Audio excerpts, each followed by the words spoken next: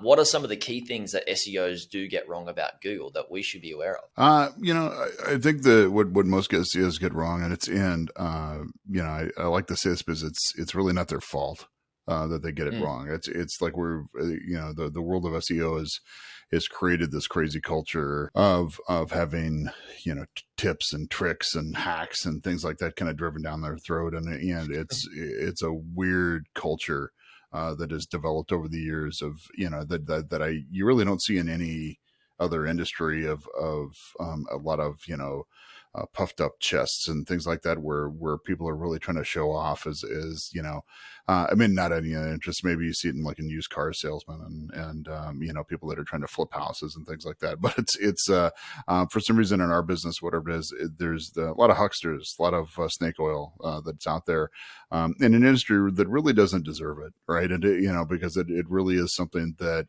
I don't want to call it overly scientific, but it's something that doesn't necessarily need to be all that complicated, right? Because SEO really just breaks down to like three really big areas, which are like content, web page architecture, and inbound links. All right. I know that those are like just the three big ones that are over, and SEOs just get it wrong constantly. They want to make it into more complicated things. They want to talk about on-page SEO or off-page SEO or technical SEO, and they want to come up with all these really deep dive, nerdcore kind of things that surround these kind of things to it, and spend times talking about the algorithm and chasing these types of things, and talking about the updates and talking about all the different tests that they've run and things like that. And when it comes down to it, Google doesn't want any of that. Google doesn't care.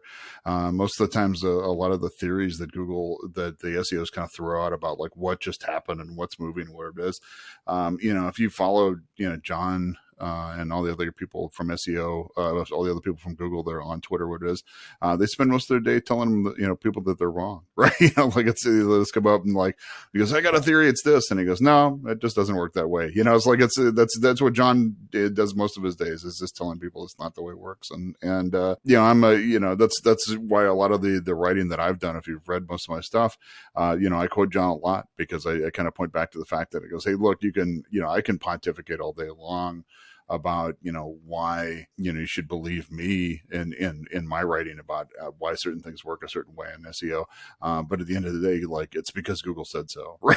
Like Google said it doesn't work this way, Google said it worked this way specifically, and this is the way it works, and let's not get too weird about this, right? And that's all there is to it. So I tell people, like, what Google wants is to provide great answers to its consumers, right? It's got people that it needs to satisfy. It's got people that it needs to bring back over and over and over again, so that it can provide a healthy product, so it can actually satisfy, so it can make money, and so it can actually, satisfy its shareholders and everything else down the line.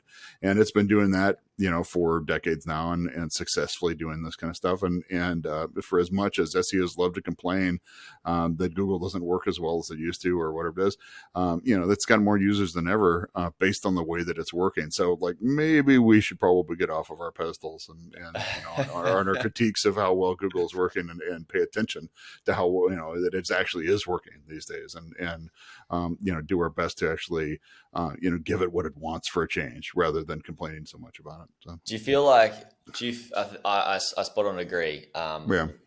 What's the point in complaining when you can't do anything about it, and it's going to fall on deaf ears because Google is the boss? You're just basically wasting energy complaining, and we can relate that to other parts of life as well. But do you feel that a lot of SEOs do this because they've focused on particular things that they believe the algorithm has changed a certain way, so they need to do certain things for, a featured snippet, or certain things for something that is going to get them more traffic or get them some slight advantage as of this time, rather than just do generally good content that creates those inbound links? I think they think they might help, right? I don't want to throw them all under the bus in the idea that they're all complete hucksters, right? They may have seen some kind of inkling of the idea that, like, hey, I did that this one time and it kind of worked, and so like, let's do this again. But I think the concept of testing that a lot of SEOs claim they're doing is wildly inaccurate.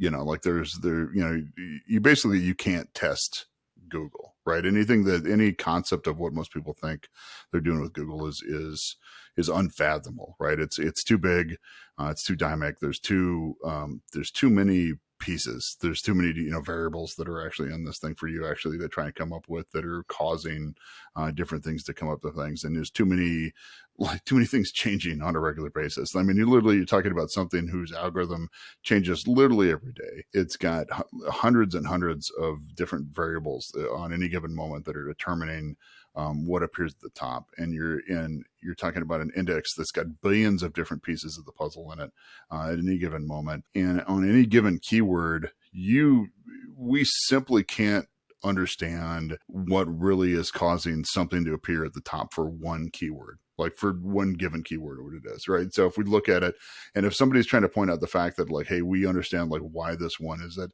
they're full of it, right? They really don't have any idea like why that is. And they may try and come back and say, look, it's, because we came up with this, this metric called the domain authority, or we came up with some other kind of ability to it, or because look, all these other types of things do it. They really don't know, especially if they try to like nail it down to one thing, right?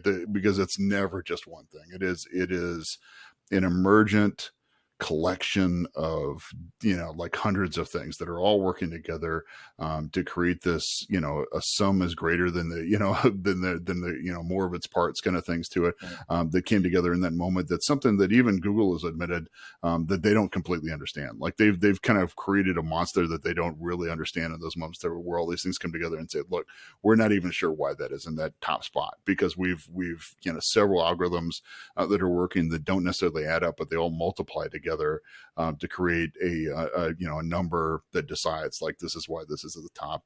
And it happens for like billions of different keywords at any given moment that we don't really track on why it is. We have quality graders that go back and spot check these things on a regular basis and look back at them later on. I mean, there's plenty of people that have the best of intentions in the SEO world on trying to like speculate like this is why I think it is, but for the most part they're just guessing, right? On what it is. And especially if they're doing it with like data that they've pulled on their own, or they've scraped, or they've done whatever it is. And it makes for great conversation sometimes. And it looks very fancy. I'll give them that question. There's some great people that have really made a great show of this type of stuff. But for the most part, it's really not anything that's close to the truth.